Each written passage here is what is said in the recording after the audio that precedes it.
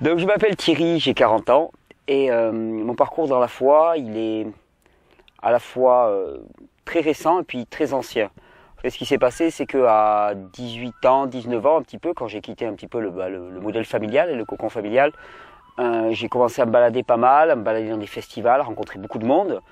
Et comme toujours, ce qu'on rencontre en premier lieu, en tout cas dans notre société, en tout cas le plus fréquemment, c'est toutes les techniques pseudo-orientales de spiritualité, de méditation, d'ascèse. Donc j'ai fait beaucoup de yoga, beaucoup de méditation, zen, ainsi de suite. Pas mal de techniques, on va dire, un petit peu ésotériques.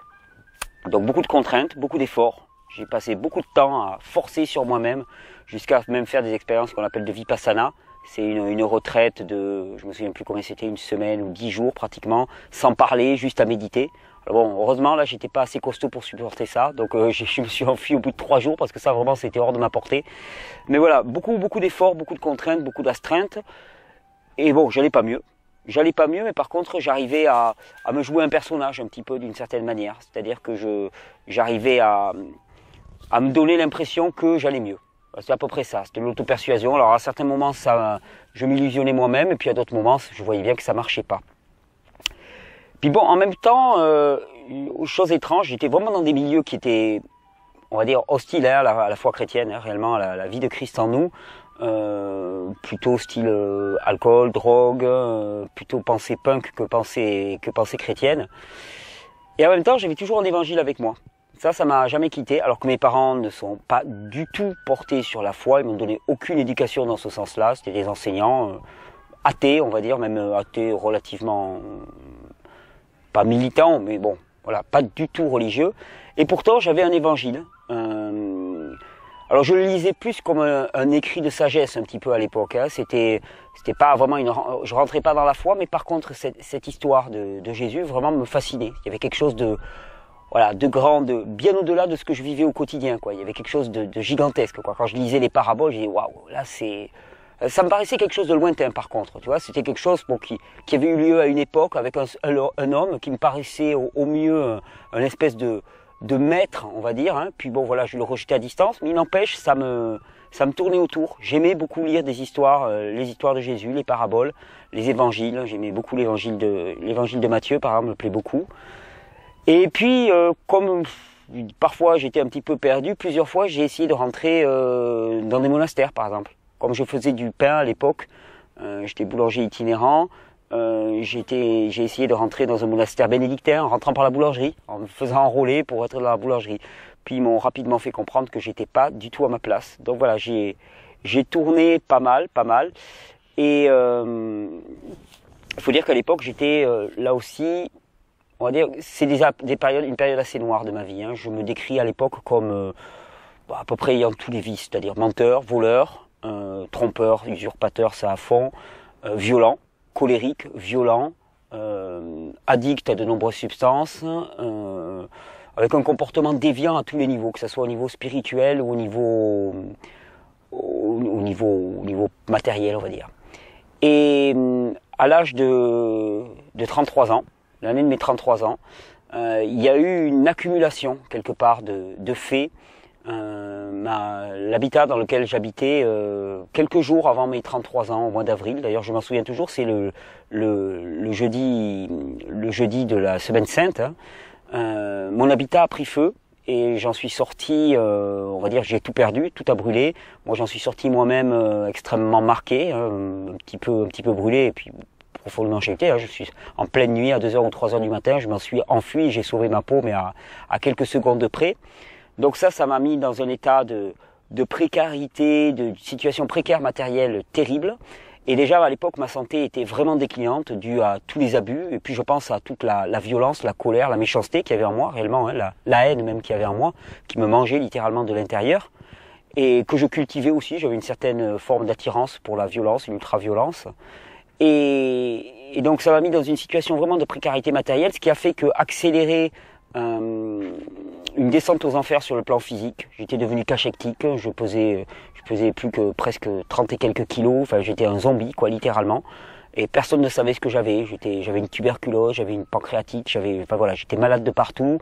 Les médicaments ne marchaient à rien ne marchait.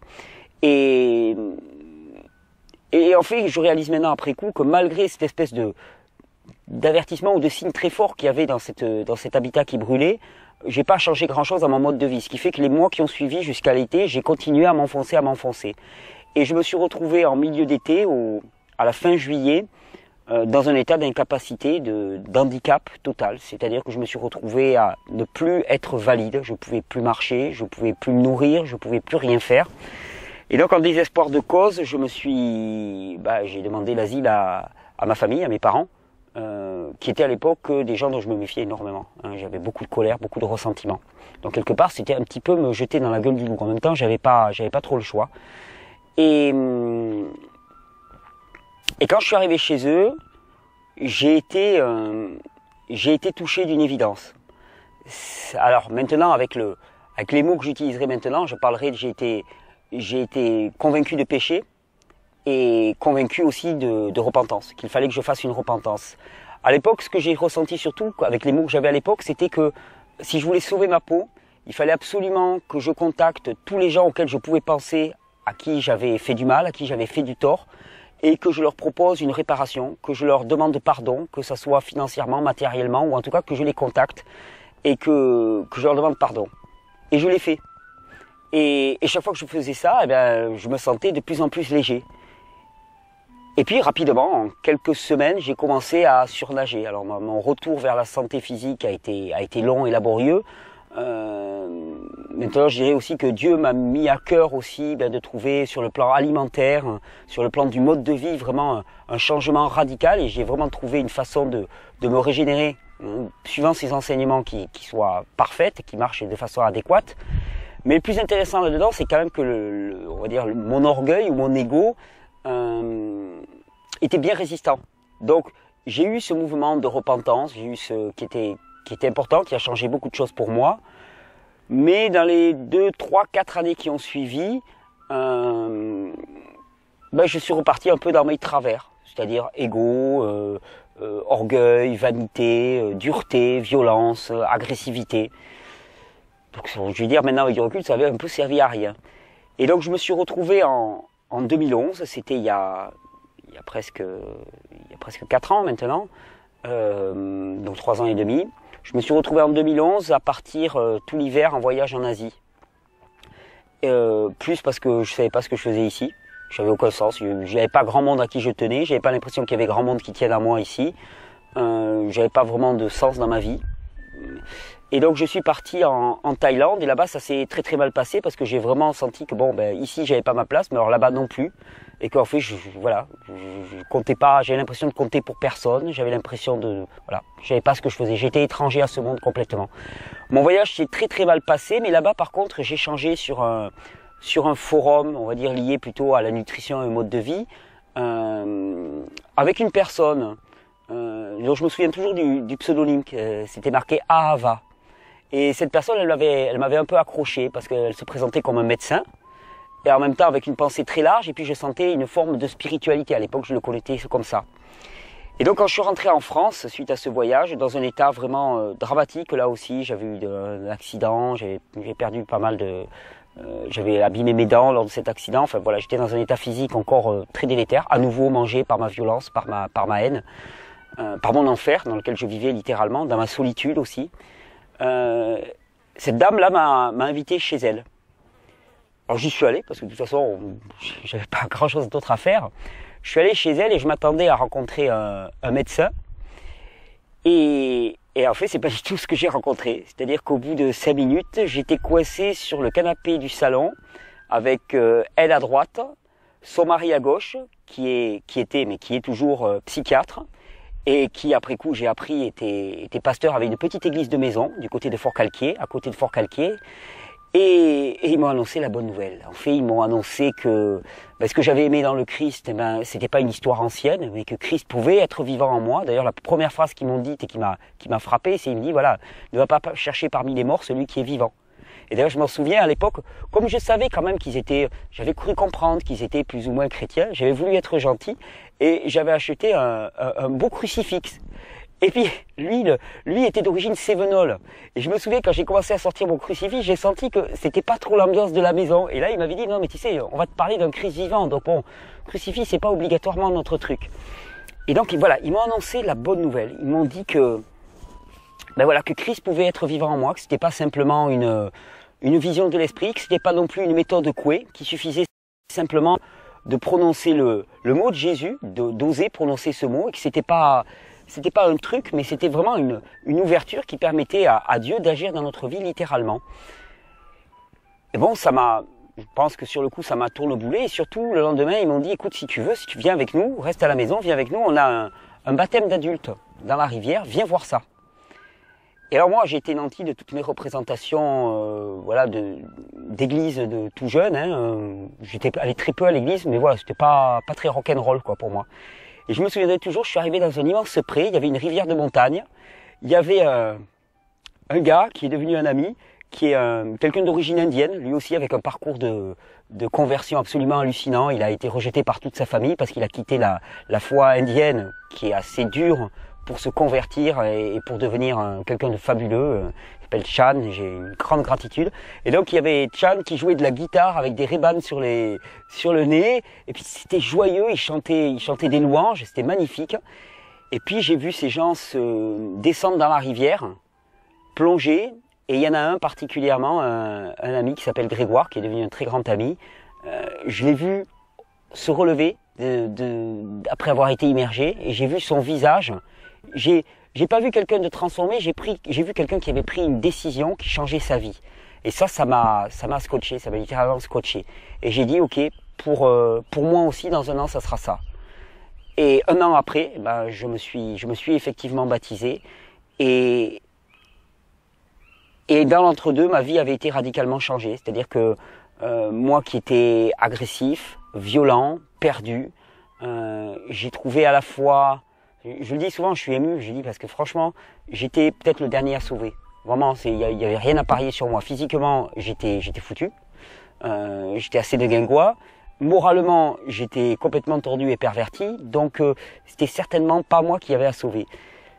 Et pourtant, Dieu, il m'a donné un travail, une fonction, un message à faire passer, une foi ardente et brûlante et qui est incandescente. Il m'a donné une femme. Il m'a donné un enfant, il m'a donné des amis qui m'entourent. C'est juste que j'ai été réhabilité à un point, il m'a donné une tranquillité matérielle que je n'avais jamais eue alors que j'avais toujours été dans la précarité totale. Et donc, dans l'année qui a suivi, tout doucement, c'est mis en place au travers de... ça a été un chemin, et c'est toujours un chemin d'ailleurs, hein, de sentir ça vivant en moi, de sentir sa présence vivant en moi, de me remettre chaque matin entre ses mains. Mais... j'ai senti doucement, c'est un peu comme l'image d'un sachet de thé qu'on met dans de l'eau chaude. Tu vois, c'est l'eau, elle n'est pas changée en tant que telle. Pourtant, petit à petit, eh bien, on voit cette couleur qui se répand. Ben là, c'est pareil. Hein. De moments difficiles à moments difficiles, que ça soit dans le couple, dans la famille, dans les relations, de moments où je me bloque et où l'ancien revient. Et puis quand l'ancien revient, c'est tout de suite une envie de frapper, de cogner. Et puis immédiatement la pensée que non, c'est pas possible quoi. C'est pas possible, tu ne peux plus fonctionner comme ça. Et donc à ce moment-là, de réaliser que ce qui est fantastique, c'est que jusqu'à présent, quand j'avais entre guillemets un mauvais comportement en moi, ben je faisais des efforts pour résister contre ce comportement. Et maintenant, avec ma vie en Christ, c'est complètement différent. J'ai pas à faire d'efforts. Par contre, j'ai à prendre une décision. C'est-à-dire à un moment, à m'arrêter et de dire, ok, je vois cette violence, je vois ces pensées, ça, ce n'est pas possible. Maintenant, Seigneur, je t'en prie, par moi-même, je ne peux pas y résister, mais je t'en prie, fais le boulot en moi. Mais moi, je te dis oui, je te dis, Seigneur, viens m'aider. Et c'est là l'énorme différence pour moi. C'est-à-dire que c'est la fin de la lutte, la fin du combat. Il l'a fait pour nous. À la croix, tout a été vaincu. Sauf que j'ai compris qu'il fallait s'en saisir. S'en saisir, c'est par notre libre arbitre de faire le choix, de dire oui à Christ, d'accepter de s'humilier, mais au sens propre du terme, c'est-à-dire de se mettre à genoux littéralement, de rendre grâce aussi. Ça, c'est quelque chose que j'ai découvert relativement récemment. C'est vraiment de partir du postulat, de l'idée forte que la volonté de Dieu pour nous, elle est bonne en toutes circonstances, et que quoi que ce soit qui se passe dans notre vie, c'est parce qu'il l'a permis, parce qu'il l'a laissé faire. Et donc s'il l'a laissé faire, c'est pas pour qu'on souffre, c'est pas pour qu'on ait mal, c'est parce qu'il a un plan pour nous, et que de notre petite perspective de fourmi, finalement, On s'en rend pas vraiment compte, on a l'impression que ça, oh, c'est pas de chance, c'est vraiment ralent et ainsi de suite. Mais il a un plan pour nous, pour les jours, pour les années, pour les mois à venir, qui est bien plus grand que cette petite déconvenue et que ça ne fait partie que du chemin. Donc apprendre quoi que ce soit qui arrive, à dire ok Seigneur, là, moi je comprends pas, vraiment je comprends pas, ça me plaît pas ce qui se passe, mais en même temps, je sais que ce que tu veux est bon pour moi. Et ça change tout. Voilà, c'est vraiment ma grande découverte, c'est d'apprendre à rendre grâce en toutes circonstances. Rendre grâce et appeler Jésus, appeler le Christ, prier pour les autres, prier pour les malades. Ça, c'est quelque chose, moi, qui m'importe énormément aussi. Et voir des miracles. J'ai vu des miracles se passer sous mes yeux encore récemment. C'est juste stupéfiant. Ce qui me fait brûler, c'est de dire aux gens, mais vous avez ce mot de Jésus que vous n'avez pas envie de prononcer parce que ouais, voilà, vous le reliez à tout un système un petit peu qui ne vous plaît pas. Ok, mais simplement en ne le prononçant pas, ben vous vous privez finalement de cet accès direct au Seigneur qui vous prend aussi petit, aussi faible, aussi inadéquat que vous soyez, aussi handicapé que vous soyez. Mais tant mieux parce que de toute façon, il n'en a rien à faire de la matière dont vous êtes fait. Parce que lui, il le transforme radicalement. Si tu ne sais pas marcher, il te fait marcher. Si tu ne sais pas aimer, il te fait aimer. Il te demande pas d'aimer, il te fait aimer. Il aime au travers de toi. C'est ça la différence. En fait, avant, je faisais un effort pour essayer de me hausser à la hauteur de Christ. Voilà, c'est ça. Dans les spiritualités orientales, c'est rentre à la hauteur de Christ. Donc, on est sur sa petite échelle et puis on essaie de grimper pour monter à la hauteur de Christ. C'est mal barré parce que c'est foutu. C'est foutu à la base. Chaque jour, chaque heure qui passe, on se rend compte que c'est pas la peine. Alors que là, en fait, tout ce qui m'a été demandé, c'est au contraire, mais humilie-toi et laisse-lui la place. N'essaie pas de monter à sa hauteur. Au contraire, reste là où tu es. On se fiche de savoir si tu es bancal, si tu es inadéquat, on s'en fiche complètement, peu importe, parce que de toute façon, toute ta matière, c'est Christ qui va prendre la place. Donc ta matière, on s'en fiche. Tu es adéquat pour le service tel que tu es là. Ne t'inquiète pas, de toute façon, ça n'a aucune importance.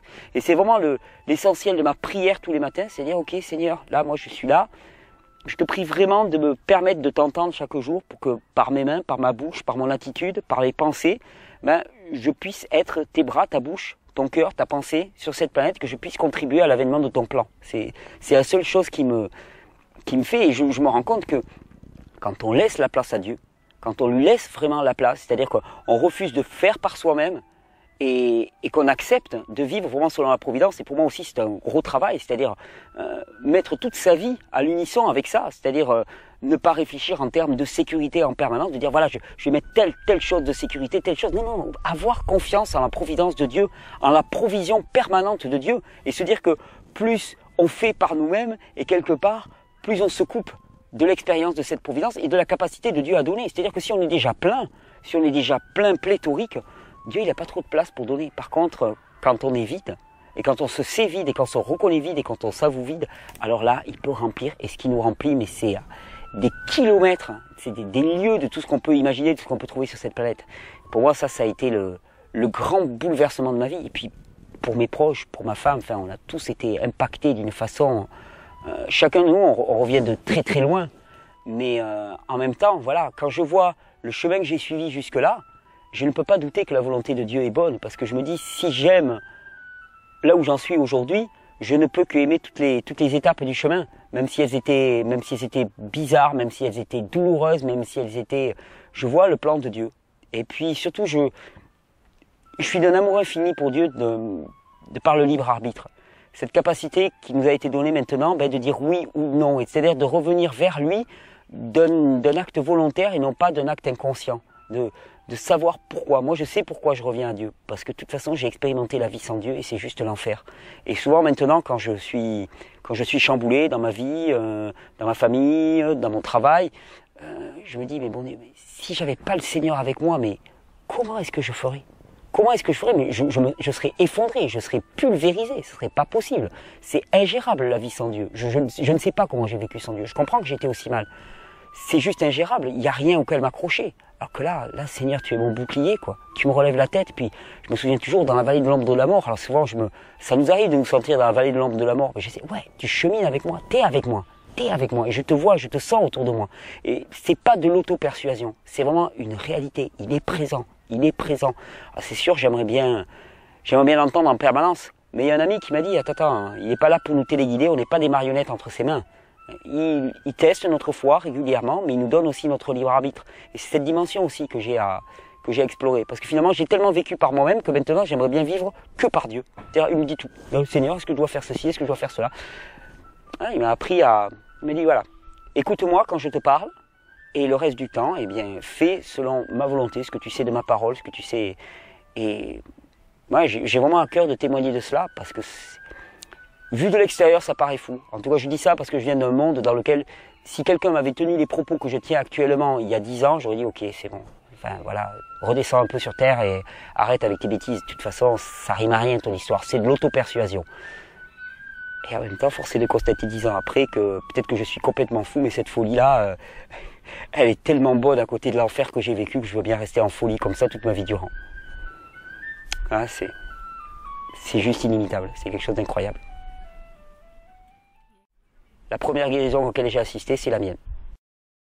Ma femme à moi, elle m'a libéré d'années d'addiction, quelque chose de juste hallucinant, contre lequel j'avais refusé de lutter. Bien sûr que j'ai vu des guérisons, j'ai vu pas mal de guérisons pour des malades. J'ai vu la mienne en premier lieu, qui était juste incroyable pour moi. J'ai encore récemment été prévenu par Dieu d'un accident qui allait se passer de façon imminente et parce que j'ai été prévenu juste avant, l'accident a pu être évité. En tout cas, l'accident a eu lieu, mais le côté dramatique de l'accident n'a pas eu lieu, alors que ça aurait été, voilà, il y aurait eu mort de personnes. C'est sans cesse qu'il guide nos pas. Là. Il y a encore quelques temps, pareil, je devais retrouver quelqu'un, ça paraît tout à fait anodin. Il y avait quelqu'un que je cherchais et qui évitait la rencontre. Et Dieu m'a guidé littéralement, il m'a téléguidé au travers des rues pour tomber sur cette personne et faire ce qui devait être fait. C'est juste fantastique quand on l'écoute. Oui, mais des guérisons, oui, bien sûr que j'en vois, bien sûr. Oh, tout simplement le simple fait de prier quand à certains moments, on peut avoir même des petits bobos du quotidien, des petits maux de tête et des choses comme ça, ou une douleur au pied parce qu'on s'est tapé le pied, on s'est mal tapé le pied.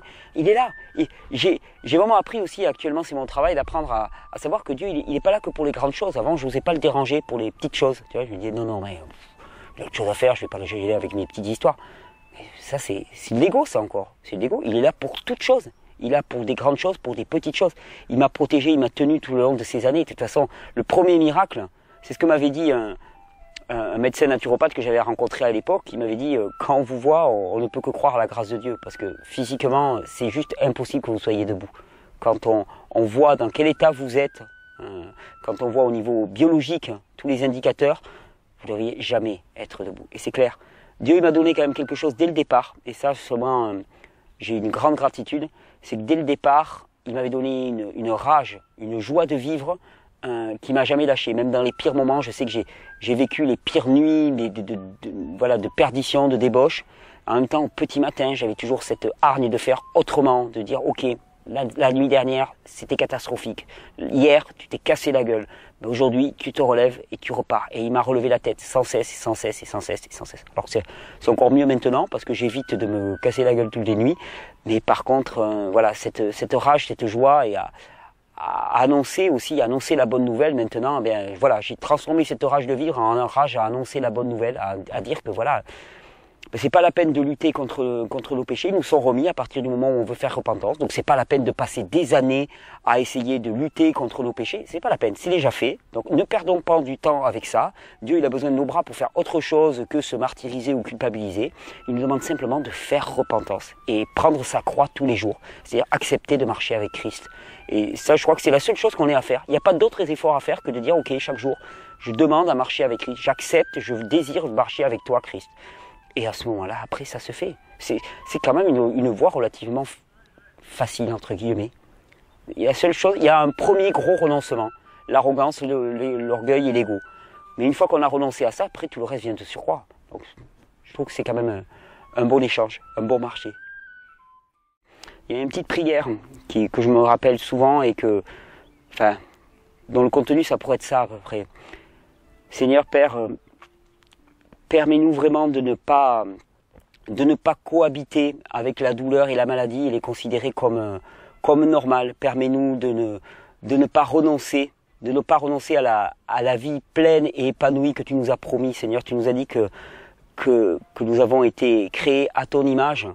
Et je sais que si on a été créé à ton image, ce n'est pas pour être souffrant, pour être déprimé, pour être cassé physiquement, avoir des douleurs tous les matins, être embrumé. Donc Seigneur, tu nous as promis vraiment une santé, une joie parfaite. Seigneur, permets-moi vraiment de trouver le chemin vers cette joie et cette santé parfaite. Permets-moi d'en témoigner, permets-moi de la partager avec les autres et permets-moi surtout de ne jamais renoncer, de jamais tomber dans une tiédeur, dans une paix armée avec l'ennemi, mais permets-moi d'être toujours en insurrection contre l'ennemi et de ne pas confondre la chair et l'esprit. Permets-moi vraiment d'être en lutte en permanence avec l'ennemi par l'esprit et non pas par la chair, Seigneur.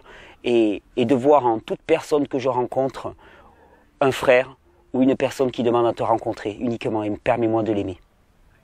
Ça serait ma prière, je pense. Vraiment ma prière. Cette notion surtout de ne pas renoncer, de ne jamais renoncer, de ne jamais vivre avec la difficulté, avec la dureté. On a été créé à l'image de Dieu. Moi, je prends toujours ça au pied de la lettre. On a été créé à l'image de Dieu. L'image de Dieu, c'est absolument pas l'état actuel dans lequel nous sommes. Donc, je ne lâcherai jamais rien jusqu'à vivre cet état à l'image de Dieu.